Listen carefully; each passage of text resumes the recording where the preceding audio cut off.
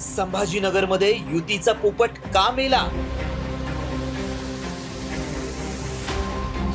संभाजीनगरमध्ये रंगला महायुतीचा आखाडा. महायुतीतील बिघाडी ठाकरेंच्या पथ्यावर.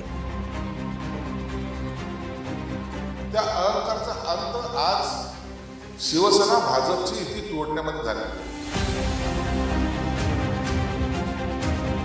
महापालिका निवडणुकीत उमेदवारी अर्ज दाखल करण्याच्या शेवटच्या काही तासांपर्यंत चाललेली शिंदे सेना आणि भाजपची चर्चा अखेर फिसकटली आणि महायुती तुटल्याची अधिकृत घोषणाच शिंदे सेनेनं केली आहे. एवढंच नाही तर नगरपालिका निवडणुकीत जास्त जागा मिळाल्याचा अहंकार आणि हट्टामुळेच भाजपनं युती तोडल्याचा आरोप शिंदे सेनेनं केलाय.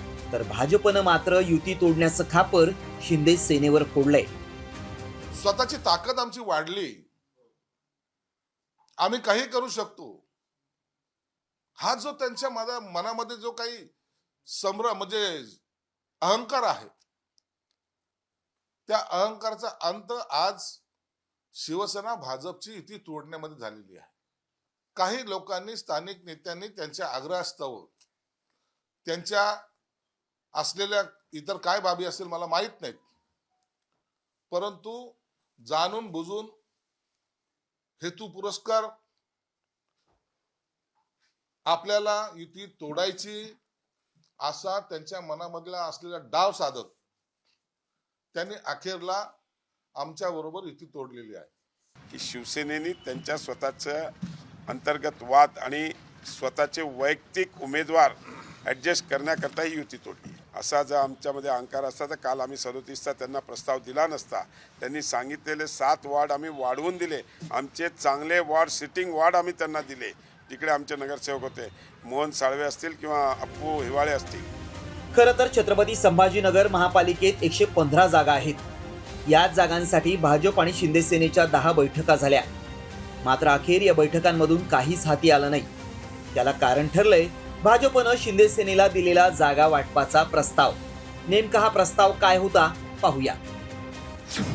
शिंदे सेनेकडून भाजपकडे 45 जागांची मागणी करण्यात आली, तर भाजपकडून शिंदे सेनेला केवळ 37 जागांचा प्रस्ताव देण्यात आला.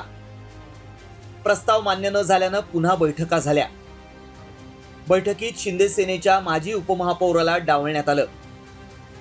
याच प्रस्तावामुळे शिंदे सेनेचे कार्यकर्ते अस्वस्थ झाले आणि माजी उपमहापौर राजेंद्र जंजाळ यांनी थेट कार्यकर्त्यांसह शिरसाटांची भेट घेत युती तोडण्याची मागणी केली.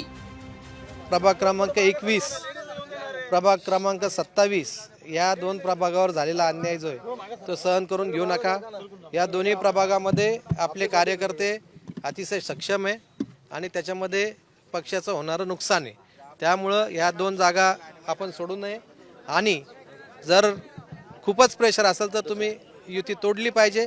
प्रत्येक कार्यकर्त्याला या ठिकाणी संधी दिली पाहिजे, हीच भावना व्यक्त करण्यासाठी आम्ही त्यांच्याकडे आलेलो. ठीक आहे.